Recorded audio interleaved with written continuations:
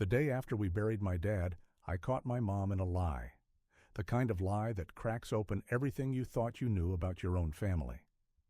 We were standing in the kitchen, the smell of stale coffee hanging in the air, when I asked something simple. "Who's that guy that showed up at the cemetery? The one who didn't say a word and left before the last prayer?" Her hand froze halfway to the sink. "What guy?" she said without looking at me. "The tall one, gray suit, stood way in the back, looked like he was going to say something but didn't." She shrugged. "I don't remember seeing anyone like that." But I saw the way her hand trembled, the way she reached for the faucet like she needed something to focus on, something to hide behind. It was small, subtle. But I knew my mother, and my mother didn't lie. Until that moment, my parents were high school sweethearts, or so I'd always believed. They met in Ohio, moved to New Hampshire when I was 5, bought a fixer-upper with a leaky roof, and made it a home. Dad worked construction. Mom worked at the library. They paid bills on time, volunteered at church, hosted backyard barbecues every 4th of July. We were normal, boring even. But then Dad died. A heart attack in his truck on the way to the hardware store. No warning, no chance to say goodbye. Just gone. And that's when things stopped making sense. It started with a name I didn't recognize on the funeral guest book, R. Collins. The handwriting was neat, deliberate. No first name, no message, just 2 words. I asked my mom if she knew who it was. She hesitated just long enough. "Must be someone from your father's old job," she said. "He knew a lot of people." But Dad's job site contacts weren't the type to write formal condolences. Most of them just nodded at me, clapped my shoulder, and said, "Your dad was a good man." So I did what anyone would do. I looked him up. There was only one R. Collins, who lived nearby. Richard Collins, age 61, retired Navy, currently residing in a quiet coastal town in Maine. I found his Facebook. Buried in his friends list, my mother, listed under her maiden name. Not just friends, they had dozens of interactions. Comments going back years. Some of them were public, most weren't. I clicked on a post from 2 years ago, a photo of a lake, peaceful, serene. Below it, my mother had commented, "Miss this place. That summer was something else." He replied, "We had the best time. Still think about that week." That week? What week? I checked the date. It was from July. Same week she told us she'd been visiting her cousin in Vermont for a girls' trip. My stomach sank. I scrolled more, and then I saw it. A private photo album labeled Saratoga, July 2018. I couldn't view it, but the thumbnail was enough. It was her, smiling, in a sundress I didn't recognize, standing beside Richard Collins. His hand was on her back, too casual, too familiar. I didn't sleep that night. I just kept thinking, was it an affair? Was it before Dad died? Or during? How long had it been going on? Who was she when she wasn't with us? The next morning, I confronted her. "Tell me who Richard Collins is." She didn't deny knowing him. She just exhaled, slowly, like she'd been holding her breath for years. Then she looked at me with this tired, distant expression and said, "You're old enough now. You deserve to know the truth." We sat at the dining room table, the same one we'd used for birthday dinners, Thanksgiving leftovers, and Christmas puzzles. It felt foreign now, like the whole room belonged to someone else. My mother folded her hands and stared at them for a long time before she spoke. "I met Richard in 1994, she said. That was 2 years after I was born. He worked at the base.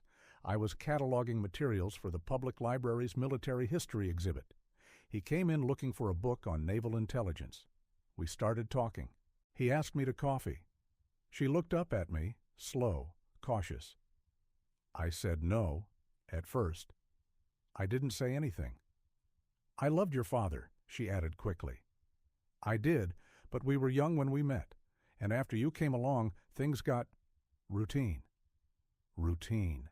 That's how she described our family, our life, the home my dad worked himself into the ground to build.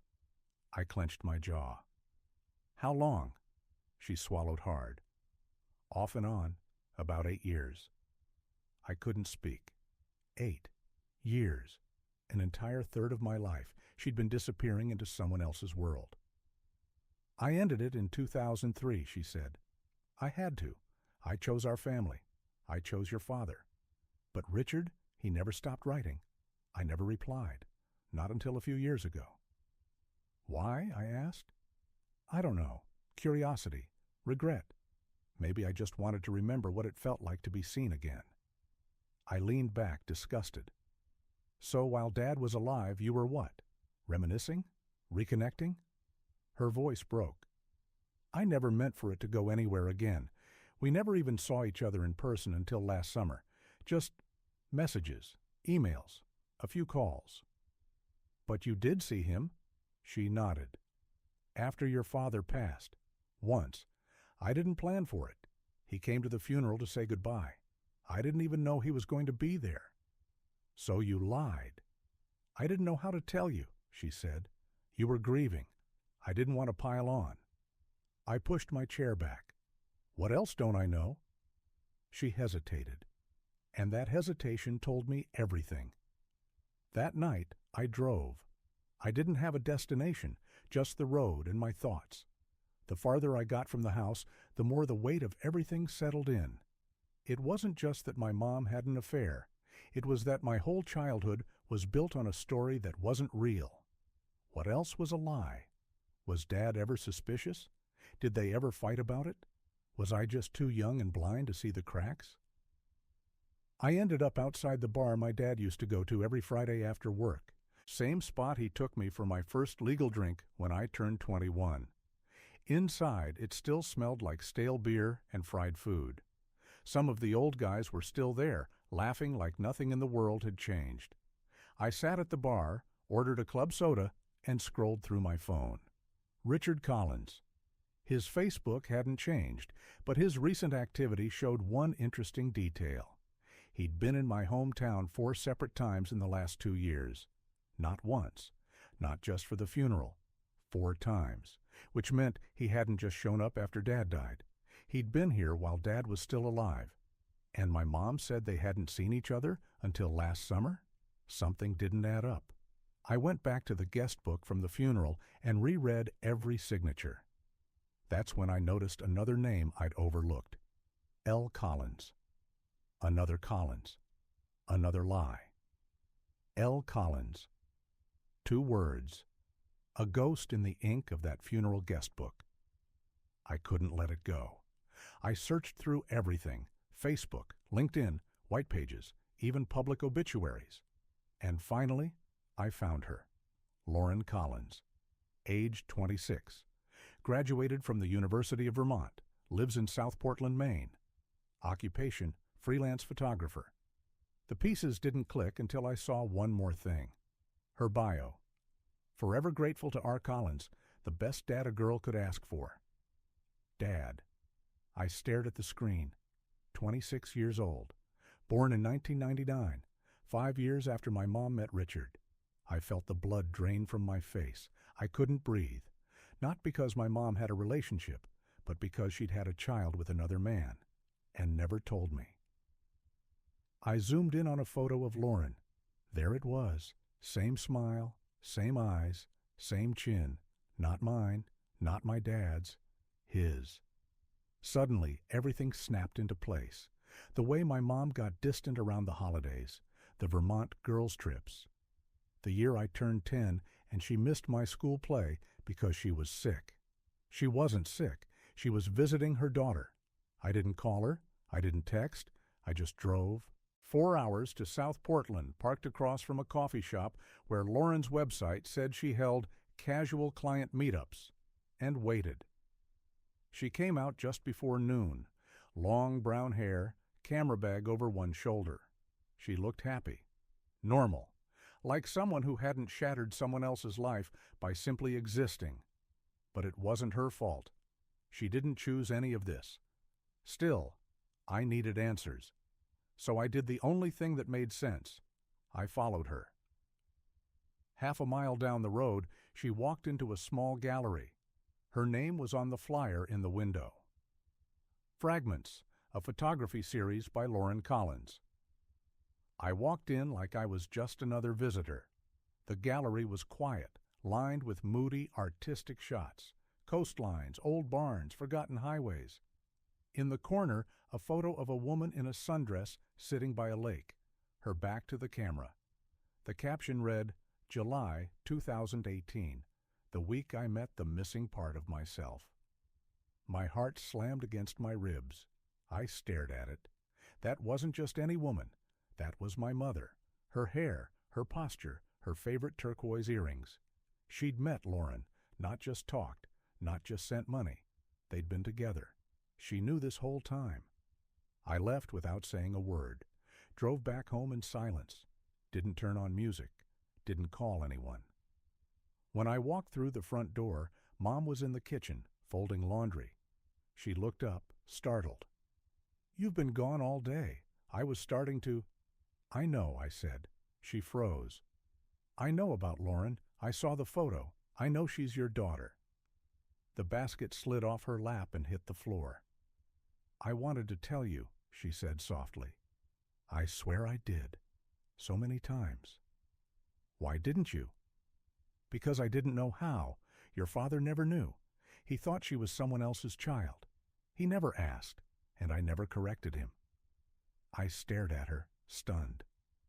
So she grew up without him, and I grew up without her. We were just...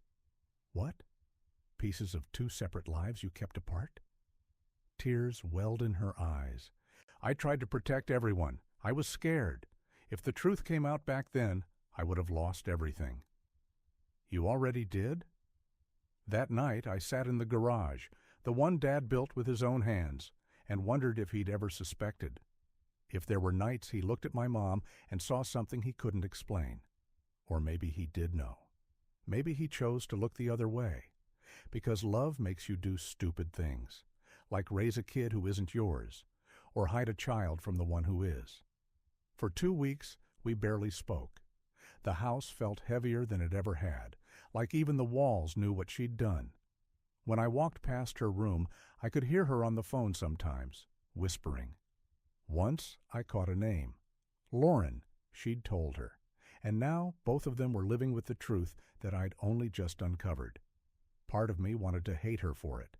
But the other part, the one that still remembered her bandaging my scraped knees and waiting up until I got home safe from high school parties, couldn't quite get there. Because betrayal doesn't erase love. It just twists it into something unrecognizable.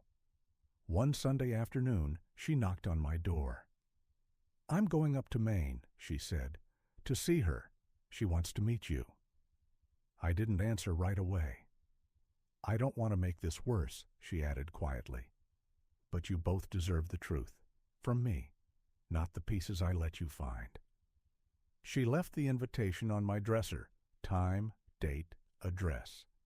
A plain piece of paper that somehow weighed as much as the past 25 years. I spent 3 days thinking about it. And on the 4th, I went. They were waiting at a cafe on the edge of town, near the docks. When I walked in, Lauren stood up immediately. She looked nervous, unsure, but her eyes softened when she saw me. Hey, she said. You must be Tyler. I nodded. You must be my sister. Mom exhaled, a fragile sound that cracked the silence between us. We sat there for hours, no shouting, no accusations, just stories. Lauren talked about growing up with a single dad who worked nights at the shipyard, about always wondering why her mother's name was blank on the birth certificate. Mom cried through most of it. She told us about the years she tried to forget, how she kept every letter from Richard hidden in a shoebox in the attic, how she visited Lauren's hometown once every few years just to see her from a distance, terrified of ruining 2 lives at once. And for the first time, I saw her not as the villain of the story, but as someone who'd made impossible choices and paid for them every day since. After that, everything changed in quiet, slow ways. Lauren and I started texting. Just small things at first. Music, movies, inside jokes. She sent me an old photo of Dad from one of Mom's albums. "He looks kind," she wrote. "He was," I replied. Mom sold the house a few months later, said she couldn't live among the ghosts anymore. She moved to Maine, near Lauren. They were rebuilding in their own way. And me? I stayed. Some part of me still needed to keep the old life intact, even if it was built on lies, because it was still ours. A few weeks after she moved, I found the shoebox in the attic. Letters, photos. One of them stopped me cold. A picture of Mom and Richard on a dock, smiling, holding a baby wrapped in a pink blanket. On the back, written in my mother's handwriting, "For every wrong turn, there's still love." I sat there a long time, staring at that photo. It didn't erase the anger. It didn't make the years of deceit vanish. But for the first time, I understood something. We never really know the people we come from. We just decide which version of them we're ready to accept. I visited Maine last month. Lauren met me at the lighthouse near her gallery. She hugged me like we'd known each other forever. And when Mom joined us, smiling through tears, I realized something I never expected to feel again. Peace. Because the truth didn't destroy us. It just changed what family meant. Maybe that's all any of us can hope for.